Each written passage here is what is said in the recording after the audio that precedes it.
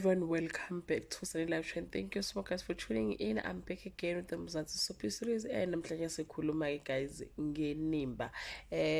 Yo guys yabona makuthiwa ke khona umuntu osazohlupheka ke emshadweni wakhe omushasha kukhulunywa ke ngothumeka kanye ke nohlathi. Well guys, after ke uhlathi ezwile ukuthi ke uzoleka ukukhulelwe, he was very disappointed and he was like, hayibo, angakhwela kanjani uzoleka, asanda kuhlukana nje sengathi usemove on wazokhula khuliswa indoda. Hayi cha, wazwashesha bo. uThumeka was like, but the way akwazi ukusho kanjalo, mina nawe siqeda ukushada.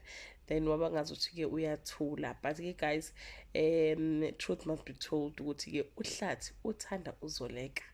It just that ke situation ayimvumeli ukuthi abe naye, but nje ekhanda kahlathi kuduma ke uzoleka. But ke unfortunately ke he landed ke kuThumeka. So guys, uThumeka vele uyasola ukuthi uzoleka ngenza isilima. Le ngane ayikhulelwe ingane ke kahlathi, and uzolokhu embuza ke embuza ukuthi inyanga ingaki, and it's just point her to ekutheni ingane ke ekahlathi. But ke uzoleka insist ukuthi hayi ingane ke ekaLazarus. And uhlathi guys uyabona ukuthi yazini umuntu lo ukhulelwe ke ingane yami, but ke akafuni ukusho.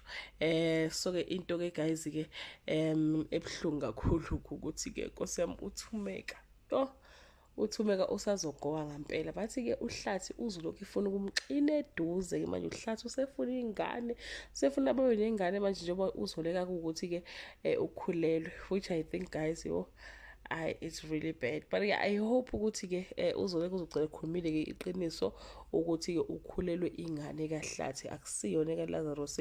uLazarus ke akatholi ke abantwana. Uthi ke guys uhlathi yena angeke azabalekele ke igazi ke lwakamabandla. So nje kusazoba isiphithi angazi lwamshado ukuthi ke uzoma kanjani umshado wekaThumeka kanye ke nohlathi njengoba ke isimo sesinjena.